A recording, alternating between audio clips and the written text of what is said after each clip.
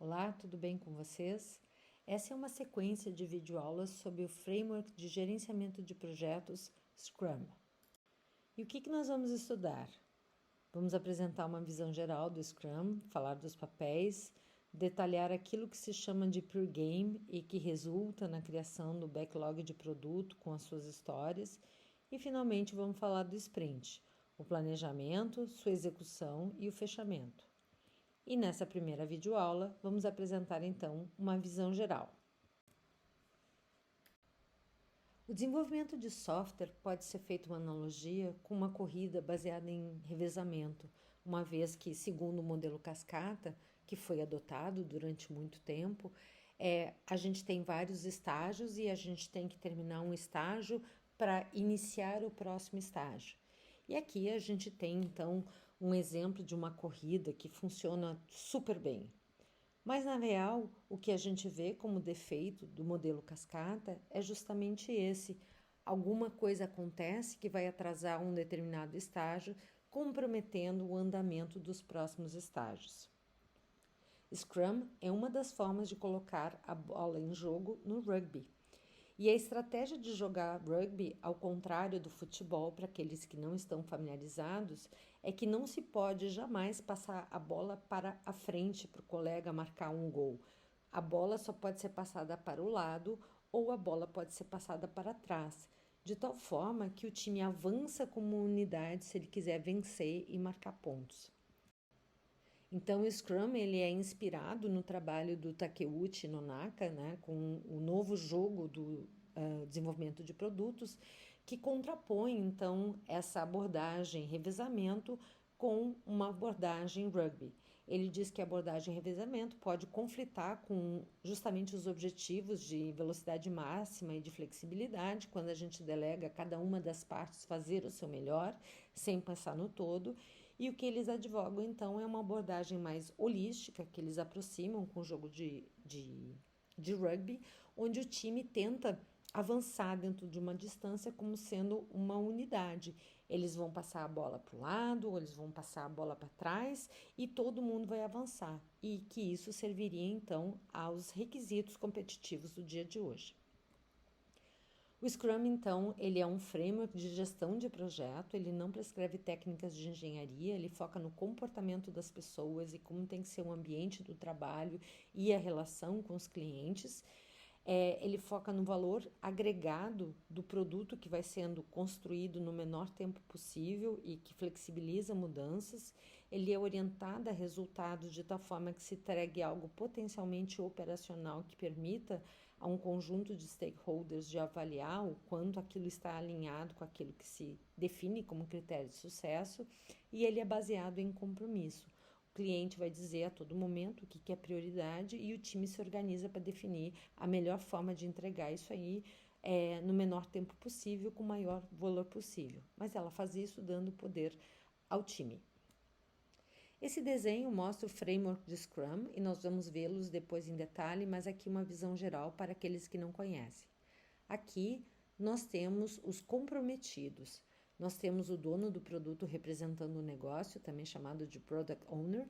A gente tem o Scrum Master, que é visto como sendo a liderança, e o restante do time, que se chama o time de Scrum. Na verdade, todos eles fazem parte do chamado time. Além disso, o que esse desenho mostra é que um produto vai sendo desenvolvido dentro de um conjunto de ciclos, aqui representado, lamentavelmente, nesse desenho por 30 dias, né, para um desenvolvimento mensal, mas isso não é importante. O importante é que sejam ciclos de curtas durações. Dependendo do produto, faz sentido que sejam 30 dias, 3 semanas, 2 semanas, tem time que trabalha até com 1 semana, depende do estágio de desenvolvimento do produto. E a cada um desses ciclos, a gente tem um planejamento, um conjunto de tarefas que deve ser desenvolvida, ciclos de 24 horas, onde as pessoas vão dar ciência das outras, umas às outras, de avanços, atrasos e comprometimento de trabalho, e um resultado final. E esse resultado, então, ele é avaliado, é um software pronto ou potencialmente operacional, mas não precisa, e uma reflexão do time sobre como ele poderia trabalhar ainda melhor. E aí, nesse desenho, ainda aparece uma coisa que é muito importante, que é o chamado Product Backlog. É alguma coisa que vai sendo continuamente construída, mas que o Framework Scrum não lida muito. Ele assume que existe esse produto de backlog, ele é o início, o cliente vai priorizar os principais requisitos e aí eles vão sendo desenvolvidos dentro desses ciclos de 30 dias. É importante a gente pensar por que essas coisas são assim. Então, o Framework Scrum ele é baseado em dois dos princípios ágeis. O primeiro da ideia de um software operacional que está colocado aqui, né? Frequentemente em pequenos períodos e que a principal medida de progresso é o software pronto. E para descrever o Framework Scrum, eu vou usar a forma como o Mike Cohn gosta de apresentar isso. Ele diz que é centrada em papéis, em cerimoniais e em diferentes artefatos. Os papéis, então, já apresentei, é o dono do produto, o Scrum Master e o time. Os cerimônias, né, são as cerimônias de planejamento, de revisão de produto, de retrospectiva e a reunião diária. E os artefatos são o backlog do produto, o backlog do sprint e algumas ferramentas de acompanhamento enquanto cada um dos sprints estão acontecendo, que se chama o quadro de burn down e o quadro de tarefas. Então, o Scrum ele é baseado na ideia dos métodos ágeis de que os clientes e os desenvolvedores têm que trabalhar juntos. E isso é um pouco baseado numa história que eles chamam do porco e da galinha, que está representada nesse cartoon aqui. Chega a galinha e diz assim: e aí, porco, vamos criar um restaurante? E o porco pergunta: como é que a gente chamaria esse restaurante? Aí a galinha diz: que tal a gente chama isso aí de ovos e bacon? E aí o porco disse: não, muito obrigado. Eu estaria comprometido, mas você estaria somente envolvida. E os comprometidos, então, né, embora a gente traga todo o negócio, tem que ter pessoas do negócio que estejam comprometidos.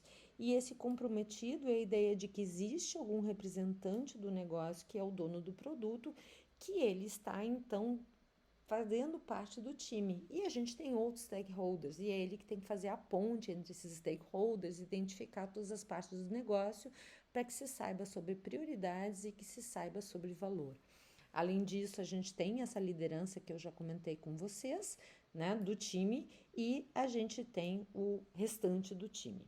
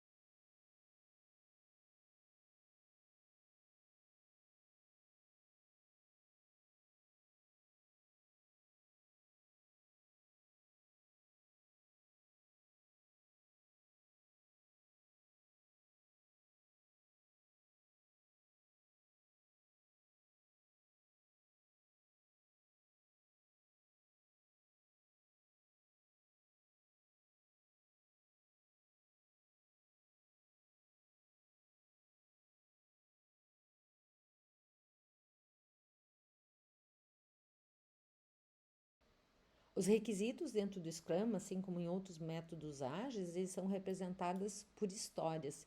Então, se parte do princípio que a gente tem que conversar ao invés de escrever longos documentos. Elas são curtas, escritas da perspectiva de um determinado ator, né? Como, por exemplo, eu desejo saber a localização do GPS, eu desejo oferecer uma calculadora com operadores matemáticos básicos. Existem muitos formatos. Eu gosto muito de um autor chamado Mike Cohn, ele tem uma empresa chamada Mountain Goat e ele é um consultor muito habilidoso e ele tem alguns livros, tanto de história quanto de planejamento, porque são aspectos mais vagos, não muito bem definidos dentro do framework Scrum, tal como proposto pelos seus autores. Esse formato do Mike Cohn, então, diz como um determinado papel de alguém que vai usar aquele sistema, eu desejo fazer tal coisa e ele supõe ainda que a gente coloque o porquê. E esse porquê me dá uma noção de valor sobre o porquê é que eu quero fazer aquilo. Por exemplo, como um declarante de imposto de renda, eu desejo fazer cálculos matemáticos básicos para preencher corretamente os campos de imposto de renda. Porque se eu disser só que eu preciso de operadores matemáticos básicos e não tem esse contexto, talvez básico para alguns seja usar percentagem, talvez precise de log, talvez precise de raiz quadrada, enquanto que quando a gente coloca isso aqui no contexto do porquê que eu quero fazer isso, eu quero declarar o meu imposto de renda e para isso talvez eu realmente só preciso somar, fazer diferenças, fazer percentagens, vai definir melhor aquilo que é um operador matemático básico. O framework Scrum, então, pressupõe que o desenvolvimento de um produto vai sendo desenvolvido em ciclos que são denominados sprints. Cada um desses sprints, quando ele começa, existe um planejamento e essa duração desse sprint tem a ver com um sprint sendo blindado à mudança. Então, se a gente pudesse blindar contra a mudança durante um mês, faz sentido. Se existem requisitos muito voláteis, então a gente pode dizer que a unidade é 2 semanas ou 3 semanas, então é um compromisso entre ser uma unidade blindada a mudanças e a gente conseguir entregar alguma coisa que tenha valor. Uma vez começado, o ciclo não é estendido, o tempo é predeterminado e a gente não muda nada, existe um comprometimento da gente atingir aquele resultado que foi planejado. E durante o sprint, a gente faz um pouco de tudo. A gente faz um pouco de entendimento melhor de requisitos, a gente faz um pouco de projeto, a gente faz um pouco de codificação, a gente faz teste, a gente faz deploy e está pronto quando está todas essas coisas feitas e ele está num ambiente operacional.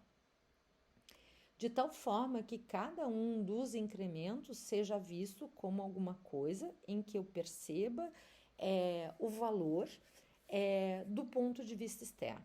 É claro que no início eu vou construir muito de fundação e pouco de benefício externo, mas à medida que o projeto vai passando, por seus vários ciclos, cada vez mais eu vou enxergando alguma coisa externamente visível e cada vez menos eu vou sendo necessário construir a fundamentação.